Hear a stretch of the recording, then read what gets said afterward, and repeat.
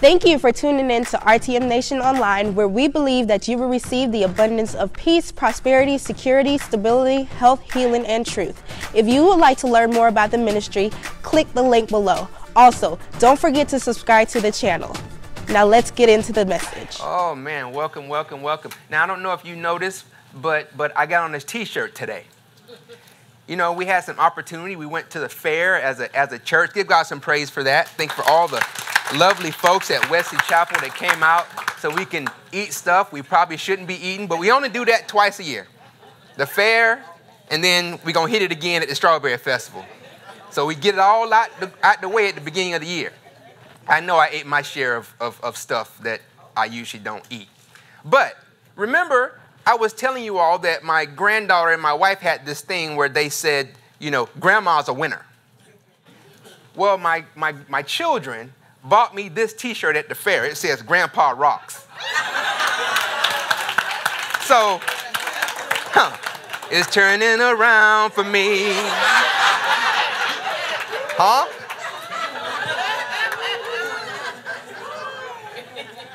Thank you. Thank you, Grandma. Yes, sir. Yes, sir. I told him it don't make up for it completely. But it's a start. It's a start. It's a start. It's a start. Baby steps. Baby steps. Ooh, today. I'm excited about today. I am so excited about today. I don't know if you can tell, but I'm excited. I'm excited. Let's go ahead and get started. You know, we all have different experiences. We have different things that happen in our life. And first of all, is because we're different people. We are not the same. Beyond that, the people in our circles, those people dictate that our life just have different events. Even if the same people are in the same circles, the people while in your circle act different than while they're in my circle. So even if we run in the same circles, we still have different events that happen in our life. Why? Because the people in our circles, even if they're the same people, are different in our circles. We live in different homes. We have different family. Your people act a certain way. My people act another way. Everything, from money to habits, from people to possessions, they're all different. That is why common sense, family, is not necessarily common. Common sense is a learned perception. We all have different learned experiences. So we cannot use a broad brush and say we all have the same common sense. We've already dug into, getting our sense to be uncommon from a spiritual aspect. Basically, here's what we said. We said that in order for us to be those uncommon believers, that we have to spend time with God. We have to experience Him. We have to do this because we have to get ourselves in a position where our hearts begin to trust Him and our minds perceive that He is in control of all situations. The more we trust in God, the more patient we are in waiting on His timing. And anything that's done in God's timing, well, that creates personal testimonies. Personal testimonies that help us all overcome. So in a nutshell, just encompassing all of that spiritual part, everything we've talked about, connecting with God, being with God, waiting on Him, all of that stuff, that encompasses the spiritual part. That part is now done. Now we get to move on to the good part. Not that that wasn't good, but a goodier part. We get to move on to the part that I like, that gets my gumption going. We get to move on to the natural side. We get to move over to the natural side, and that just makes me doggone it happy. It makes me happy. But Here's what we're going to do, because let's go ahead and having an uncommon common sense is a spiritual part of your thinking, but also we need to get some common sense into the commonness so that the uncommon nature of how you respond can be based on something that you know. All right. I'm going to be giving you guys topical statements. The topical statements are from my family. You've heard me refer to them previously as Smithisms. Things that either my family say or things that I've extracted from my family's life and I've put into terms. There may be terms similar that you have that you've heard people say, but these are Smith originated things. And they are there to keep us focused on a particular point. The objective is to get us all to connect with what we're talking about, and from that point, cause you to begin to think your way through life. Now, I've been doing this, taking this approach for nearly 30 years. This is not experimental for me. What we're getting ready to go through is not anything that I'm just rolling the dice. It's not something I just thought about last night. This is a lifetime of getting my children, my friends, people in my circles, people that I come in contact with, getting them to think through life to where their common sense, that wick on that dynamite of common sense at night, and go, poof, I get that. We're going to do that here together. What I try to do, I try to connect the conversation to something that you see often or that you are most likely to see frequently. That connection, what that connection does is it acts as a reminder. As you see things, as you're going through, it acts as a reminder of our discussions as you're walking through your everyday, ordinary life. Everybody with me? Everybody with me? Yes. All right. Let's get this done. Here we go. This first set of items focuses on us, on the individual, you and me. That's the global part of it. Here is your statement. Please write it down. Your statement is this: stop signs and red lights do not stop cars. I'll say it again. Stop signs and red lights do not stop cars. Now, when my children were learning how to drive, at times it was a kind of a hard pounding, stressful ordeal. It got a yes in the back. My wife, Greta, could never take the stress. She made it crystal clear to me, you gonna have to teach them. I'm not doing it. As a short little rabbit trail on history, she had reason to say that. She had done it a couple times and had very bad experiences. Very bad experiences with an unexperienced person behind nearly 1.5 tons of motor vehicle. Just wasn't good for her nerves. So she made it clear to me early on, after the first one kind of ran over her nerves, that from now on, this is your job. You bring them back to me. She actually said this, when they know how to drive.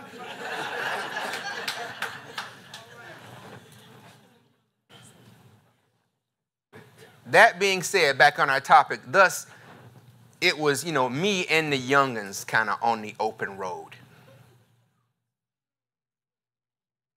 Inevitably, as they were learning how to drive, the time came to where they needed to be, on the road. They needed to be in real traffic. That meant stop signs, traffic lights, and being on the road with other real drivers. At some point in time, no matter when the specific time was, we always end up having a discussion that sounded something like this. This is me talking to my children. Okay, before you move forward, make sure you look to see what the drivers in your cross streets are doing. Just because they're supposed to stop, it doesn't mean they're going to. Stop signs and red lights do not stop cars.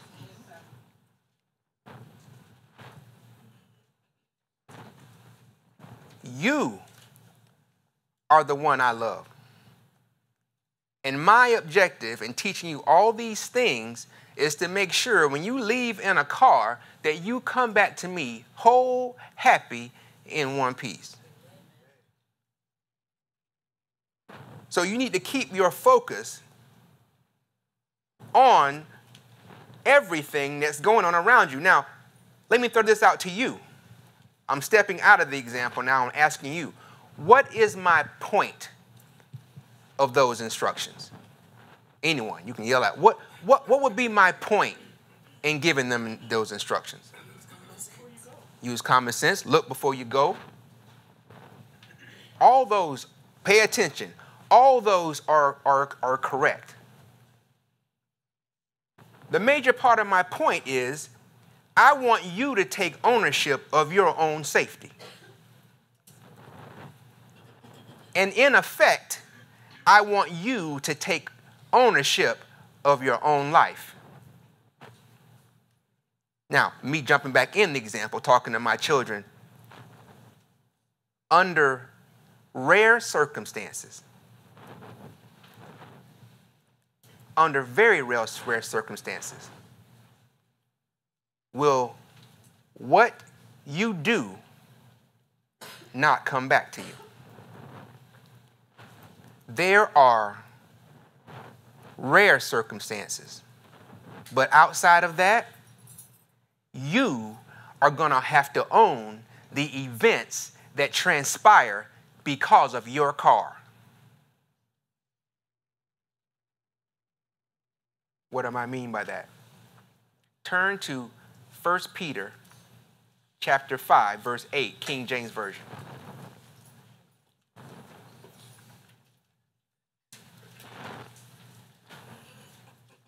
I am telling you, do not be so comfortable behind the wheel that you let your guard down. The devil is always looking for opportunities to take you out.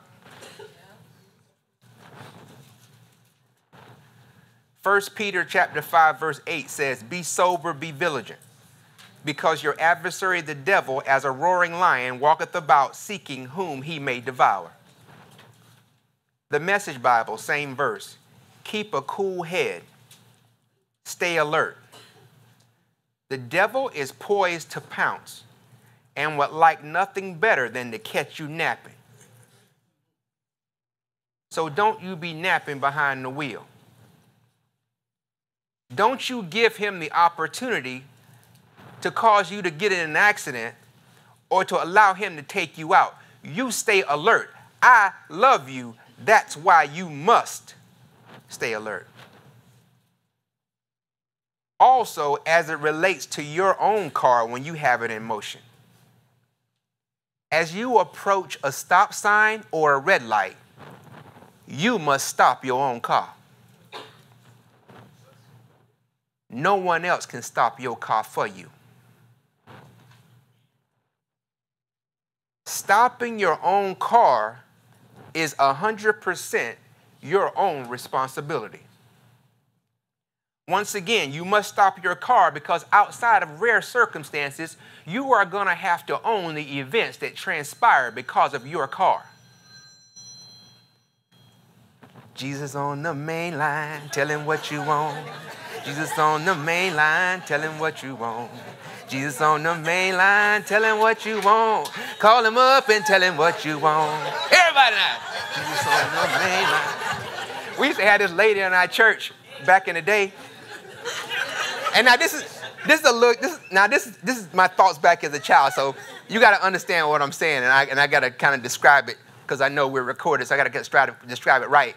But we had a series of ladies. This lady in particular, when she would sing, she was in the choir, and she was heavy at the top, right? And so whenever she would sing, everybody else would be clapping. But she wouldn't clap. She just started rocking like this. And so when we were little kids, we like, oh, she finna get started. And we like, Jesus on the main line. We'd be out of killing. We'd be like, oh, she getting it. She getting it. Woo. That lady, every time I think of her, I'm like, I just start laughing. She's be killing that stuff. But, you know, under rare circumstances, will you not be held responsible for what happens with you in your car? You know, being a responsible driver, it parallels very well to our walk in life. Outside of some very rare circumstances, you and I must own the events that transpire in life because of the decisions we made. You know, God created Adam and Eve. And when the man and the woman disobeyed God, they tried to blame their actions on someone else other than themselves. Turn to Genesis 3 for me. They tried to point to someone else as the reason for their error. I'm coming out of the Message Bible, Genesis chapter 3, starting in verse 8. I'm jumping right into the middle of the account. They've already eaten of the fruit that they shouldn't have eaten of. When they heard the sound of God strolling in the garden in the evening breeze, the man and his wife hid in the trees of the garden, hid from God. God called to the man, "Where are you?" He said, "I heard you in the garden, and I was afraid because I was naked, and I hid." God said, "Who told you you were naked? Did you eat from the tree I told you not to eat from?" The man said, "The woman you gave me as a companion, she gave me fruit from the tree, and yes, I ate it." Adam tried to assign his poor choices to Eve, but it didn't work. Family, the best thing Adam could have done was to keep his focus at the beginning and to steer his life out of trouble for himself. But he didn't do that. He elected to try to pass the blame. I could say it like this. Instead of steering his car from trouble, he crashed his car into sin and then tried to blame it on the stop sign. In other words, Adam tried to blame his poor choice of moving forward on something that never had the power to stop him. God put Eve in Adam's life to make Adam's life better. It was up to Adam to stop himself. But you say, "Yeah, but," and it's the "yeah, but" that I like. You see, the "yeah, but" is something that somebody says when we're engaging in these kind of conversations, and they come up with what they deem to be a loophole. I remember my children used to give me some "yeah, buts," and I'd be giving them my best example. They'd be like, "Yeah, but Daddy," especially this one right here. My daughter, who's always had aspirations, by the way, of being an attorney, so it fits, would, "Yeah, but Daddy." I'm like, oh. And I like that, though. Because the "yeah, but" tells me that you're really into the analogy. The "yeah, but" tells me you're really listening. The "yeah, but" tells me that you're starting to think, and that's when the real learning begins. The yeah, but tells me that you are engaged and you are wrestling with the case that I'm putting before you. And for me, that's perfect.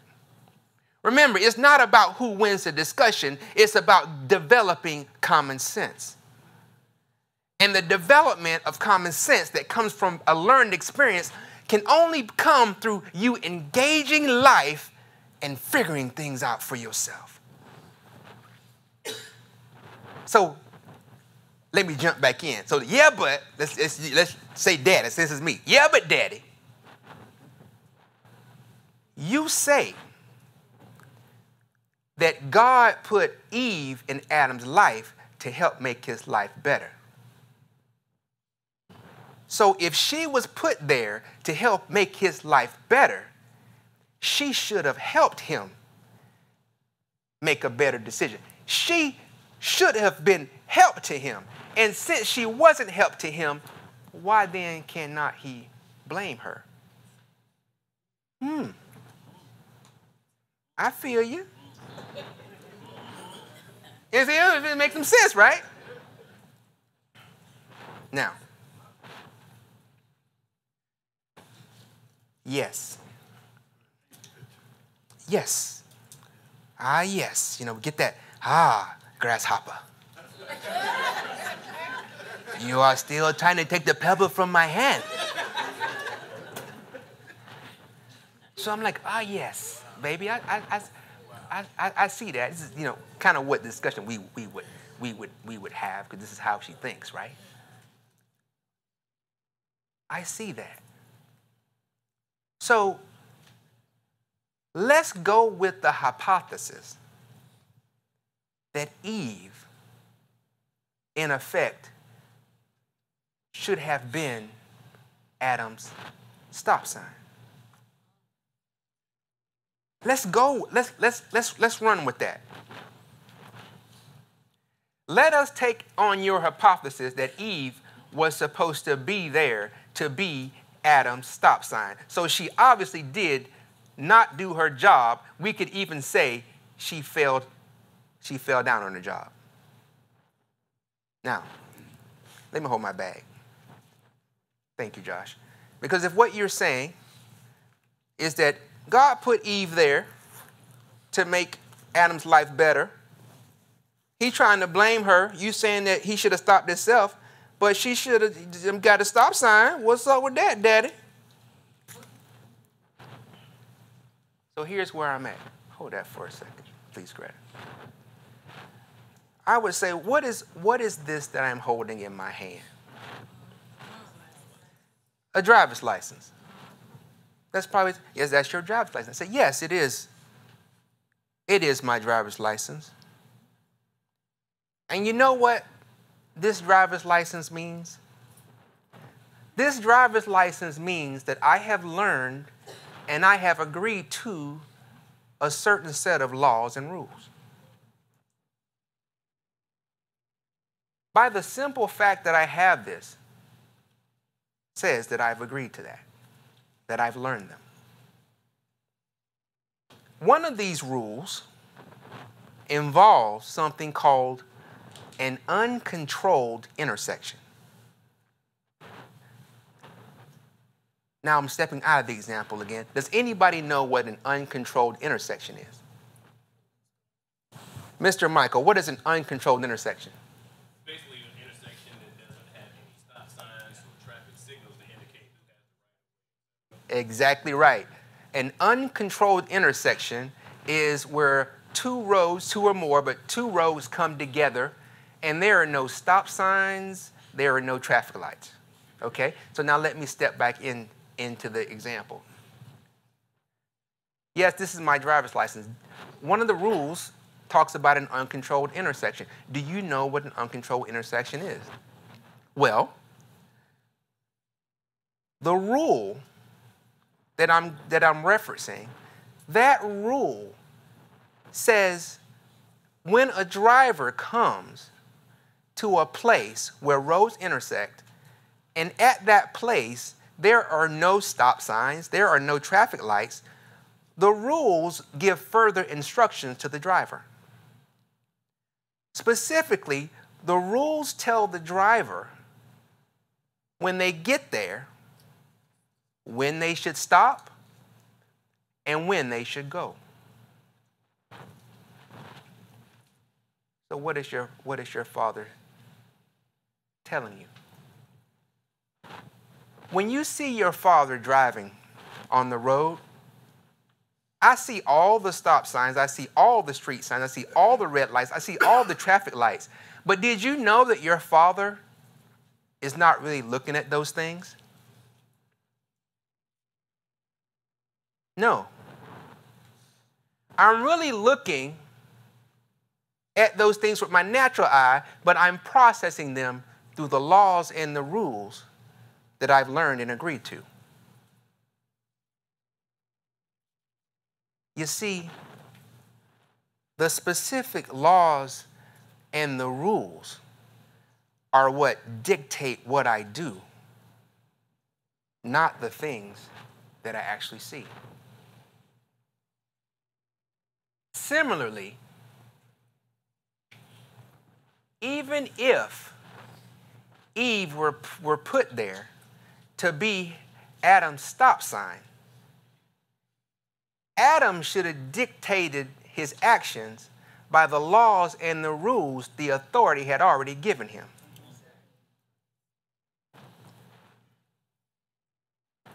When I'm driving, the absence of the stop sign, even though they're there to be beneficial, they're not there to either make me go or make me stop. The rules that I've already been given by the governing authority is what dictates my actions. So even if Eve were there to be Adam's stop sign, Adam's eyes were not to be focused on his down stop sign. His actions should have still been dictated by what his authority had already told him he could or could not do. Therefore, Adam should have still stopped himself.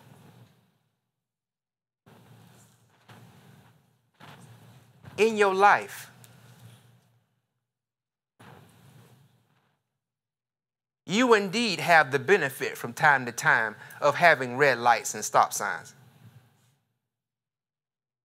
But the fact that they may or may not be there is not the determining factor of what you do. You are in control of you, and you must stop yourself. So how are we doing so far? You guys getting it? Yes. All right, here's your next phrase. Your next phrase is this. Please write it down. Words do not have hands.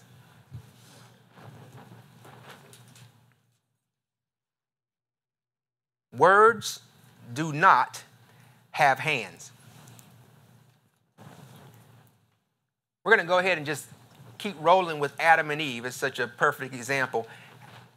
Adam tries to blame his mishap on Eve.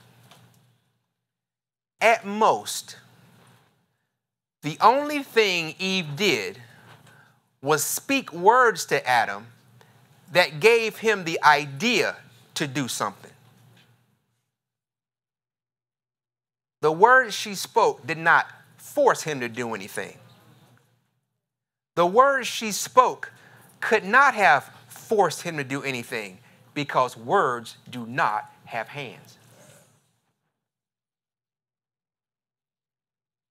We must keep a close watch on ourselves that we don't imitate Adam.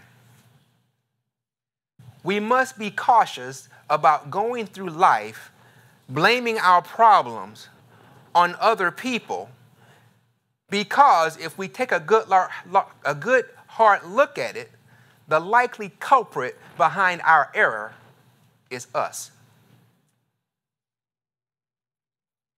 Now, we've seen Adam at work. Go to Numbers 20. We've seen Adam at the blame game, but did you know that Moses took the same stance? In the book of I almost said the book of Moses. And I know I do that sometimes. Like, I'll go back and listen to the audio. like I'm in the book of Timothy, and I know that Paul wrote Timothy, but I say, Timothy say. Because when I get in it, I'm in it. That's how much I care. But not the book of Moses, even though the first 5 attribute to Moses' writing, but the book of Numbers. In the book of Numbers, chapter 20, we're going to start at verse 11 in the King James Version. God said, you know what I want you to do, Moses? I want you to speak to a rock. And the intent was for him to speak to the rock, and the rock would produce water, and that water would be able to quench the thirst of the children of Israel and the cattle and everyone involved. Instead, though, Moses made the determination that he was going to hit the rock. Starting in verse 7. And the Lord spake unto Moses, saying, take the rod, and gather thou the assembly together, thou and Aaron thy brother, and speak ye unto the rock before their eyes, and it shall give forth his water. And thou shalt bring forth to them water out of the rock, so that thou shalt give the congregation and their beasts drink. And Moses took the rod before the Lord, and commanded, as he commanded him. And Moses and Aaron gathered the congregation together before the rock, and he said unto them, hear now, ye rebels, must we fetch you water out of this rock? And Moses lifted up his hand, and with his rod he smote the rock twice. And the water came out abundantly, and the congregation drank, and their beasts also. God quickly, though, put the judgment where it belonged. He put the judgment on both Moses and Aaron. Why? Because they were the disobedient ones. Look at verse 12. And the Lord spake unto Moses and Aaron, because ye believeth me not, to sanctify me in the eyes of the children of Israel, therefore ye shall not bring this congregation into the land which I have given them. Because of this act, neither Moses nor Aaron get to go now into the promised land. Even at that, interestingly, who do you think Moses blames for that? Go to Deuteronomy chapter 4. I'm coming out of the Message Bible, verse 20. Listen to Moses. But you, God took you right out of the iron furnace, out of Egypt, to become the people of his inheritance. And that's what you are this very day. But God was angry with me because of you. Look at that.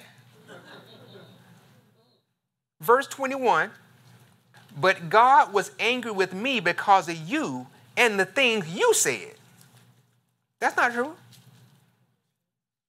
He swore I'd never cross the Jordan, never get to enter the good land that God, your God, is giving you as an inheritance because of you. That's not true, Moses. This means that I'm going to die here. I'm not crossing the Jordan, but you will cross, you will possess the good land. He is blaming his consequence on the children of Israel, but the reality is Moses is lying in a bed he made. And Aaron, of course, is connected to it as well. The words of the people may have caused Moses to feel a certain way, but they did not cause him to hit that rock. He did that on his own. Likewise, you and I must take ownership of our own actions.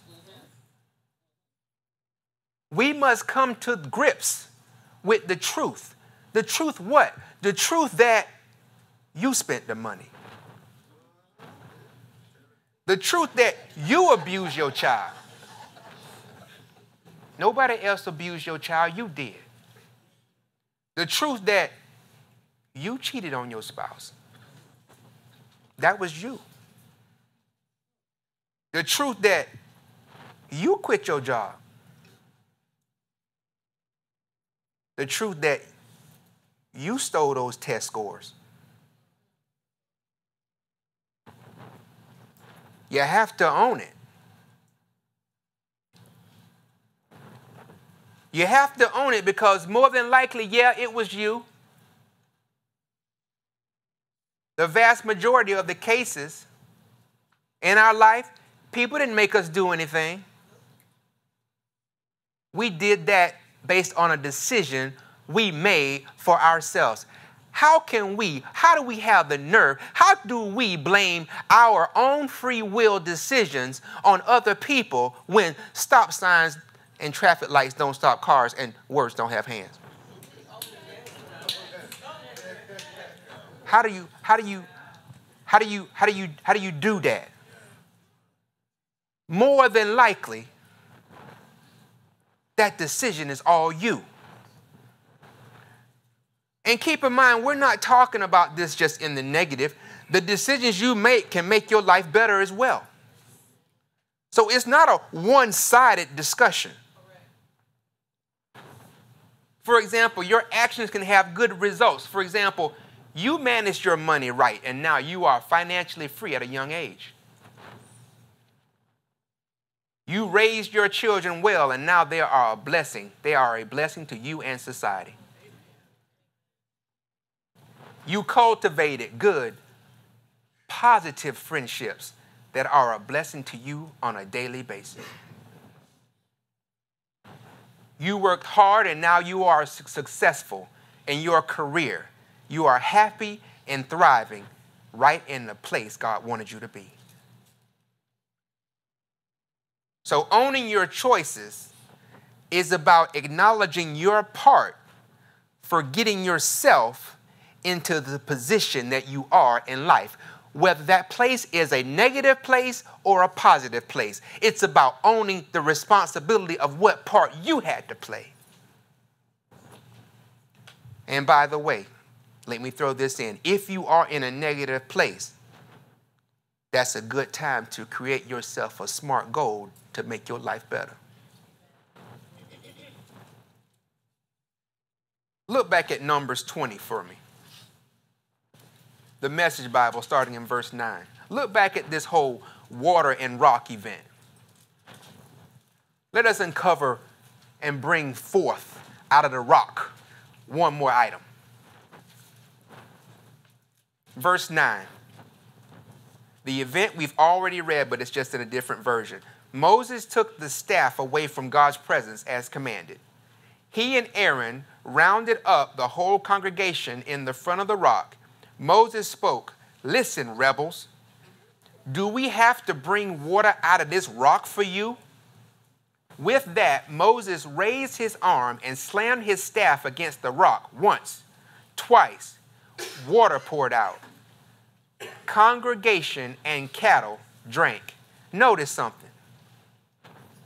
Throughout this whole event, water came out of the rock like God said. So there was nothing wrong with the objective. Moses' approach was bad. There are times in life that we do the right things, but we do them the wrong way. For example, you can win a game at the expense of injuring the other player. Purposefully, you understand. You can earn the affection of your children at the expense of putting down the other parent. You can get a promotion at the expense of getting your friend fired. You can get a business account at the expense of immoral practices. Now, there's nothing wrong with winning at a friendly game or getting your children to love you. There's nothing wrong with getting a promotion. There's nothing wrong with any of those things that we talked about. Having a business account. Nothing wrong with that. It is about the approach, family. Sometimes we can do things that are okay in and of themselves, but our approach is bad. Moses did receive short-term success the success of getting the water to come out of the rock, but he forfeited.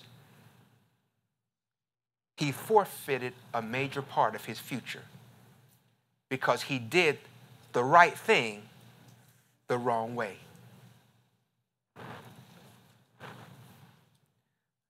The bottom line is that the lion's share of your future hinges on what you do. So, loved ones, we need to own it.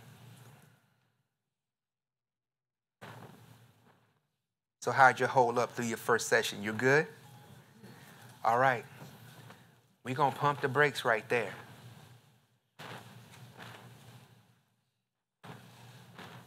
What have we covered so far in your development of your common sense?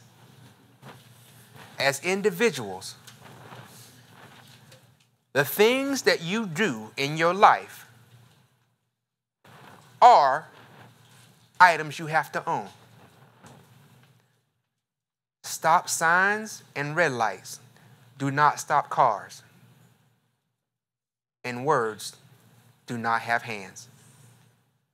The vast majority of things that we view as being our lives' reality originate in large part from our own decisions and our own actions. And we'll pick up that next time. Let's pray. We pray that today's message was a blessing to you. If you would like to help us further expand the vision, simply text the word GIVE-RTM to the number 41444 or visit us online at www.revealingtruth.org. Now remember, Jesus loves you.